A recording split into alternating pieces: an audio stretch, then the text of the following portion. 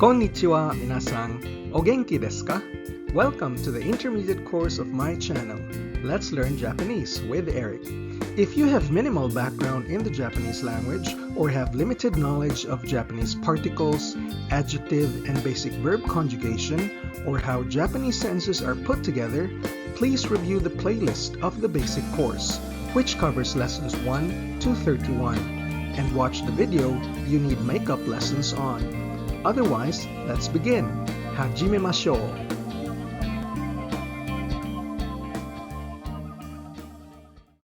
In this lesson, we learn how to make noun-based subordinate clauses. A subordinate clause has a subject and verb, but is not really a complete sentence. In English, they're often marked by words such as that, which, who, and where. For example, the food that I ate yesterday. That I ate yesterday is a subordinate clause. It has a subject I and the verb ate and is marked by the word that, but it's not really a complete sentence. We won't tackle subordinate clauses marked by the word when in this lesson, because that is a whole topic in Japanese marked by toki, meaning time, the time when.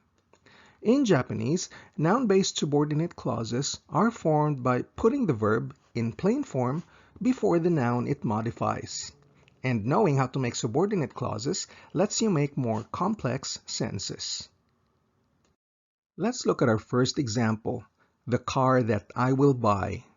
That I will buy is the subordinate clause describing car.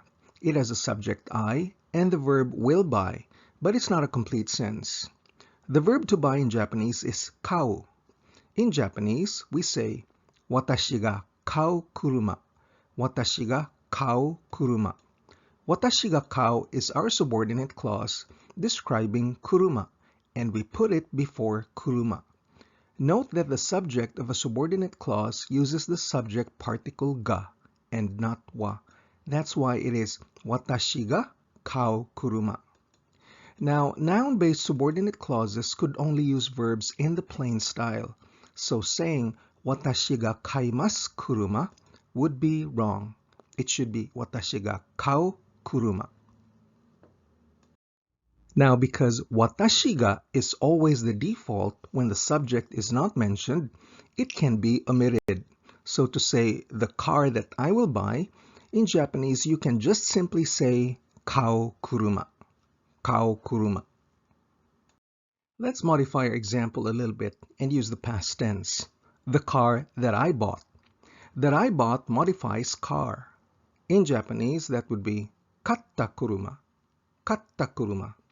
The verb is in the plain style katta and it modifies kuruma, the car. The watashi ga is omitted as it's understood. Katta kuruma, the car that I bought. The car I won't buy. I won't buy describes the car. In Japanese, kawanai kuruma. Kawanai kuruma. The verb kawanai, meaning I won't buy, comes before kuruma. Kawanai kuruma, the car I won't buy. The car I did not buy. I did not buy describes the car. In Japanese, kawanakatta kuruma. Kawanakatta kuruma. Kawanakatta describes kuruma. Kawanakatta kuruma, meaning the car that I did not buy. The car that you may buy. That you may buy describes the car. You may buy is a permission conjugation, which we learned in lesson 37. And in Japanese, we say, katte mo ii kuruma. Katte mo ii kuruma. Katte mo ii describes kuruma. Katte mo ii kuruma, the car that you or I may buy. Which one it is depends on the context of the conversation. The car you're not allowed to buy. That you're not allowed to buy describes the car. That's a prohibition modality, which we learned in lesson 38. In Japanese, we say, katte wa ikenai kuruma. Katte wa ikenai kuruma. Katte wa ikenai describes kuruma. Katte wa ikenai kuruma, the car you're not or I'm not allowed to buy. Which one it is, again, depends on the context of the conversation. Next example, the car I unfortunately bought. that I unfortunately bought describes the car and is a regret or completion conjugation which we learned in lesson 42. In Japanese, that would be 買ってしまった車。買ってしまった車。買ってしまった, unfortunately bought, describes kuruma. 買ってしまった車, the car that I unfortunately bought. With your knowledge of how to make subordinate clauses, now you can make complex sentences such as, the car that I will buy is a Toyota. That I will buy is a subordinate clause describing the car. And if we ignore that, all that's really left is the main sentence, which is, the car is a Toyota, written in black here. The Japanese translation of the whole sentence is, 買う車はトヨタです。買う車はトヨタです。And the verb 買う describes kuruma. Let's modify the sentence a little bit. The car that I bought is not good. That I bought describes the car. And in Japanese we say, 買った車は良くないです。買った車は良くないです。買った describes kuruma. I will give the car that I bought to my sister. This example shows a subordinate clause describing the direct object. That I bought is a subordinate clause describing car, which is the direct object. The main sentence, which is in black, is, I will give the car to my sister. In Japanese, we say, 買った車を妹にやる。買った車を妹にやる。And 買った describes kuruma. In formal style, we say, 買った車を妹にやります。Next sentence, my younger brother will drive the car that I bought. That I bought describes car, which is the direct object of this sentence. In Japanese, we say, 弟は私が買った車を運転します。弟は私が買った車を運転します。私が買った describes kuruma.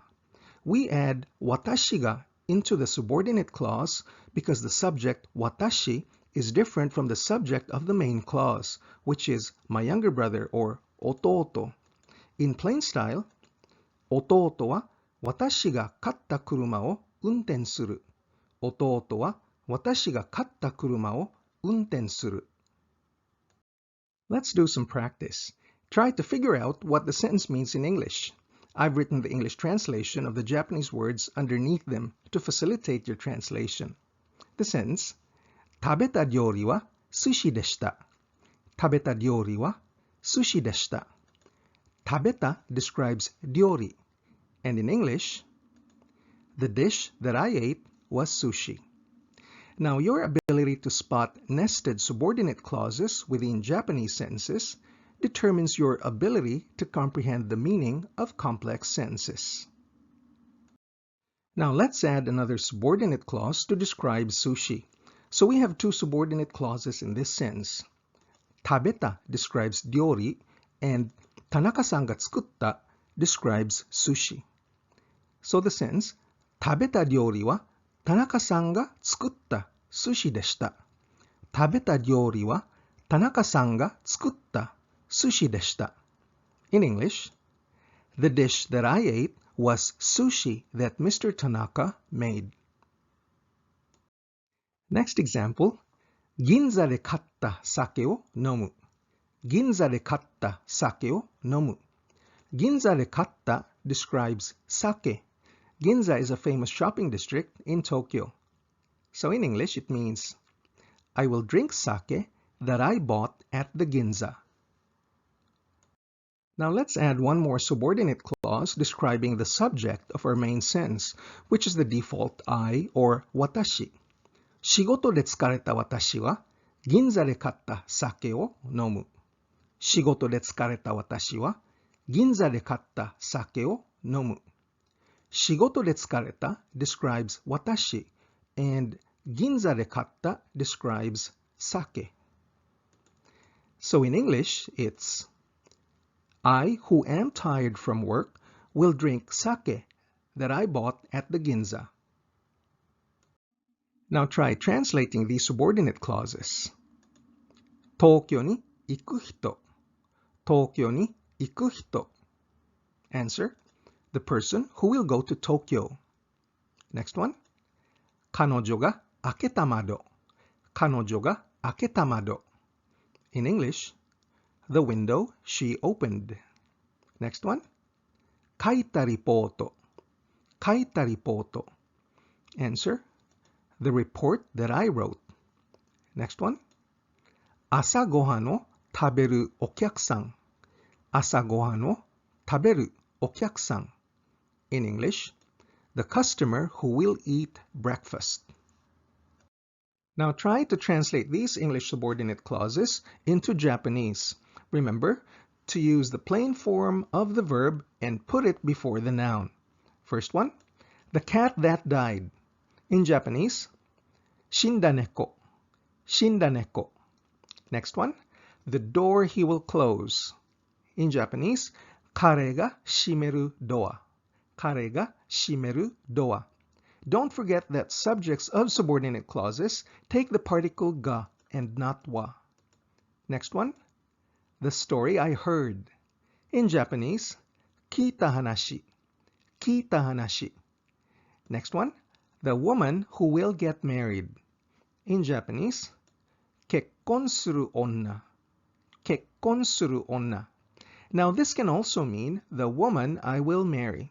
Whether it's the woman who will get married or the woman I will marry would depend on the context of the conversation. Next one, how do you say in Japanese, the book I will return? In Japanese, 返す本。返す本。Next one, the money he handed over to you. In Japanese, 彼が君に渡したお金。彼が君に渡したお金。You can also use あなた instead of 君 and say 彼があなたに渡したお金。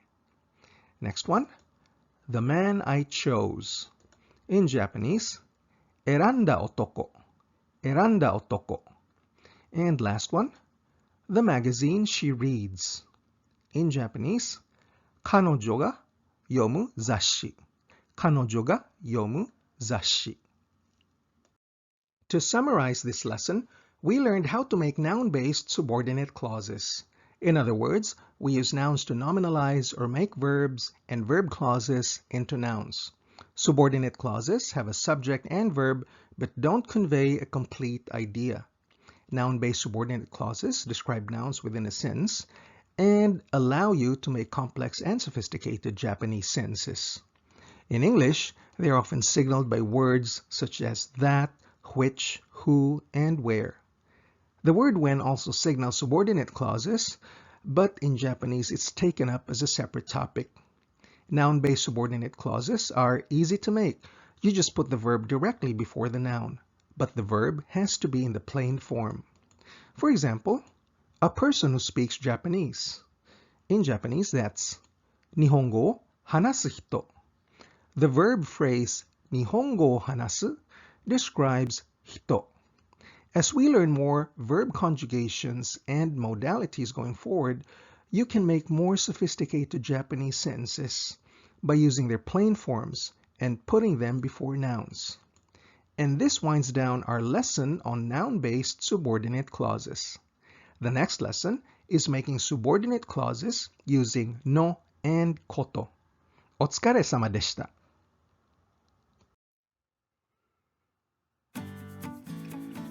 If you're serious about becoming fluent in Japanese, it's important to practice daily, learn grammar, and build up vocabulary.